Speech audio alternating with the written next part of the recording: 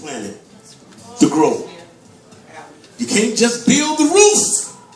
The wind blows, got no foundation. And she had enough book sense and common sense to say, we're not going to grow too fast.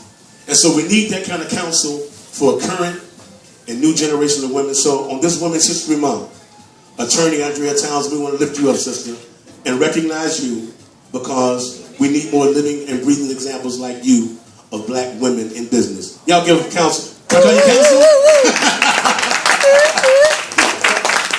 Give us a hand. Come on up. That donut. All right. Let's do the picture thing. We got the camera on.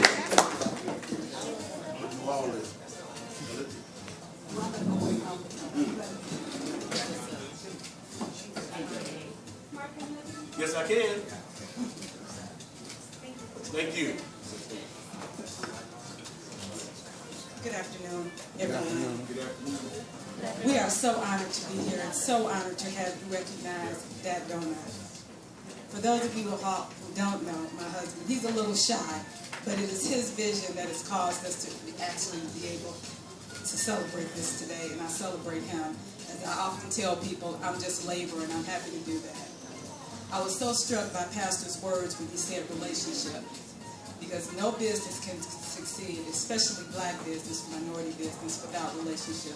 And Daryl and I have been so blessed in our lives to have people that have had enough confidence in us to build a relationship, such as Mr. and Mrs. Sanders of Sanders Landscaping, and our main mentor, Leon Finney Sr., who literally put us in business. So today, we thank you and want you to know that Daryl and I feel it is our obligation and our honor to continue the legacy, to try to help whoever needs help with the benefit of our experiences, good and bad. Because believe me, over the course of the last 21 years, we have a lot of stories to tell. And if we can help anybody avoid any of the pitfalls that we went through and getting where we are today, we are happy to do that. To that end, I have left cards. Anybody that wants to reach out to us, we are happy to help. And again, we are honored to serve our clientele in Chatham and in Chicago. And again, thank you. I mean, she was serious too about having that work ethic. We had a meeting this morning, and we were running late, setting up from one meeting to the next. Had to move the chairs around. She came in. You're the honoree. Hold on. You need me to help move the chairs? I'm like, what are you? I said, no. You should sit down. I can help now.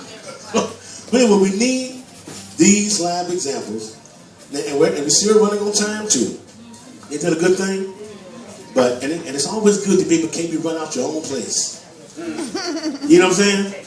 You know, it's my place. I can stay as long as I want. So, and you can too. We're gonna end on time, but we're welcome to be here because we got the freedom to do it, and we need to be able to network. But when I was preaching earlier, my sister told me a funny story. Is that sister still here? You can give her a card? Anyway, when I was just talking, because I'm not a minister, but I got a ministry, right? Well, anyhow, there was a lady walking down the hall going someplace else.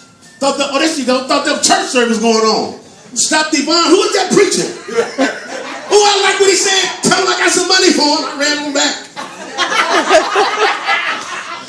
Yeah, I'm talking about stop preaching. Oh, we know what y'all talking about.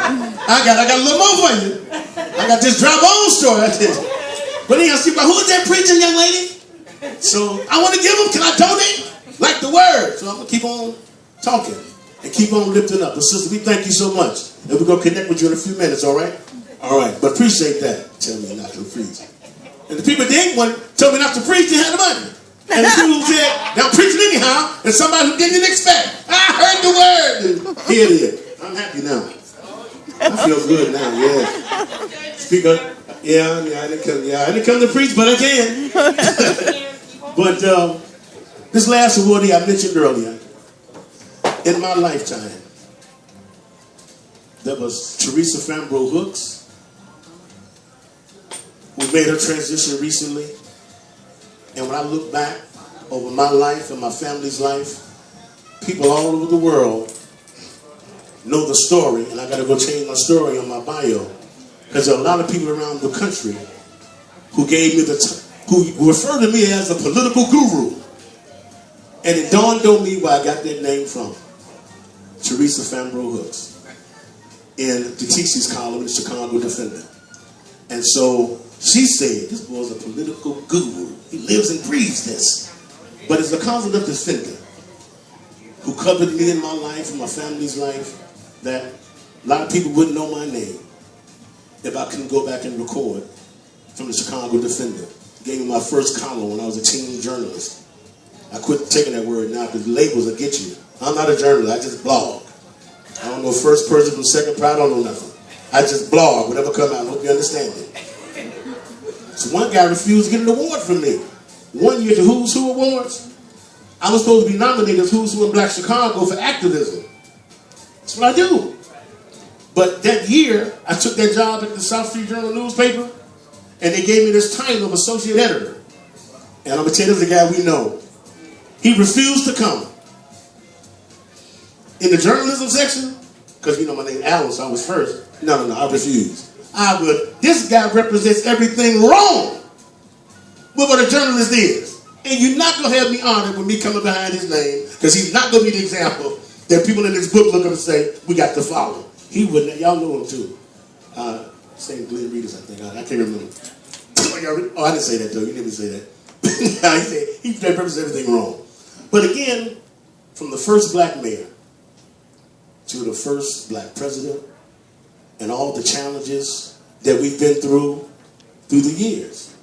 When our lives were at stake, a lot of people were scared to cover us. I was going to quit and come home. Wasn't nothing like being down in Mississippi. And Reverend got a habit of going in places. People tell you don't go, he go anyhow. I'm like, whoa, you don't know what the vest on. We're going to get shot. You don't got the bulletproof vest on. We're going to get shot. But we was down in Mississippi, 100-degree day.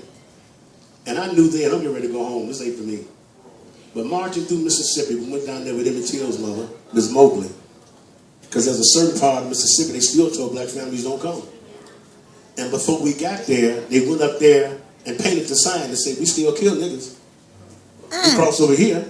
So the state troopers told us, we really can't guarantee your safety if you go through here. So we always prayed and prayed some more. But there's just so many stories, because when you get your life threatened like that, because through the bushes, they were trained in the Klan. They bought all the land, and you could see the people staring at you right through the... Well, that was enough to scare. If I had any water, I'd use the bathroom myself. If I had any water, because you finally look at these folk, we still kill niggas. People hide behind the bushes, and we steady going there, Reverend said, let's go anyhow. I'm like, man. And then you know you're going to get back home, hear the radio, they ain't doing nothing. Jesse ain't doing nothing. I'm like, here we are about to die, and the people you're about to die for back at home say, you ain't doing nothing no how. I said, this ain't for me. I got to go back home for prayer. But anyhow, through all those stories, people wouldn't be able to go back and document what the real story was if people didn't have the courage. Yes. And like I said, in all my 40 years of being in the movement, from the day my daddy took me to Bread Basket on 79th and Halston, it's empty lot now, another story for later. But in all those 40 years, people got to know my name.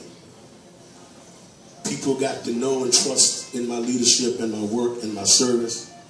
It takes a long time when you're in a place like Push, when people finally say, I don't care whether they're not, where's Mark Allen? That's what we got to go see. At the end of the day, we got to go find Brother Allen. It takes a long time to build up that kind of confidence and faith and recognition in the people. And when you go other places and people say, I've heard about you, well, how? Read about you in the Chicago Defender. I watched your story and watched you grow. So in all those years, so a lot of people that know my name and know so much of what went on, they know it because of that young reporter, Chancellor Strasburg, who a lot of times got offers to go other places. We'll pay you more money to leave.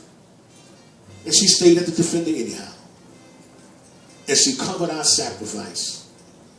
And many times in covering our sacrifice, she was right there, running along, and had her life threatened with us. I remember the time we were down at City Hall, Marion Stamps and Dorothy Jim, well, that's another story too. But we had a big protest. And finally people said we weren't protesting hard enough. So Marion Stamps and Dorothy Jim was like, I knew y'all weren't going to do nothing. And Marion Stamps came around, grabbed one other sister, I think it was Aretha Washington or something. Anyway, Marion Stamps said, y'all men ain't doing nothing. Y'all was going to come down here, y'all was in the basement, y'all ain't doing nothing. Come on, sisters. And I'm like, oh, I know what that means. Marion Stamps wasn't afraid of So I got ready to duck. And right when Marion grabbed her sister, and they came and bust through the protest line over the school board. Boom! Bust through the line, knocked. And then the man leaders fell over here, jumped up. I mean, all the police came, they were going to arrest us and all that. And I think they knocked you down, didn't they? Was it you that day down there? That was a different time. Different time, but A policeman went out there. yeah, you come tell this story. But through all them times when we've been in life-threatening moments like those, everybody wasn't there to live through it and tell the story. But I'm just telling you. And so, Teacher Strasberg, for all that you represent, not just to me and my life and my family, but to us as a people, you sustained so much of why we used to pick up the Chicago Defender. Because they knew if it wasn't right in the mainstream media, they knew they would get the story right. And Chicha would come and help tell their story. And so for all those years that you sat through the Defender, risked your life covering us, and even now you're still out there. Still serving and still writing, telling your story. And so I just want to be one because we've known each other and seen each other. And I know I ain't lying about you, you know I ain't lying about me, but we've got stories to tell, but it's important to lift people up. And so again, for all of the years that she traveled and risked her life covering us as a people, when other people didn't, I want to lift up on this Women's History Month. She's indeed a true woman of yesterday, today's, and future women in history. Y'all give a nice hand to my friend in the struggle, Sister Teacher Strasberg. Teacher Strasberg. Hey. Who covers you when you the news?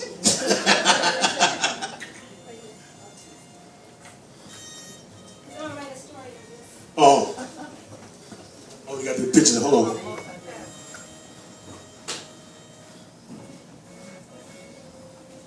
Okay.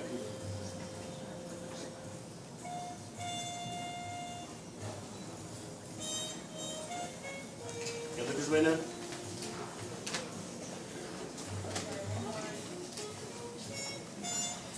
Thank you.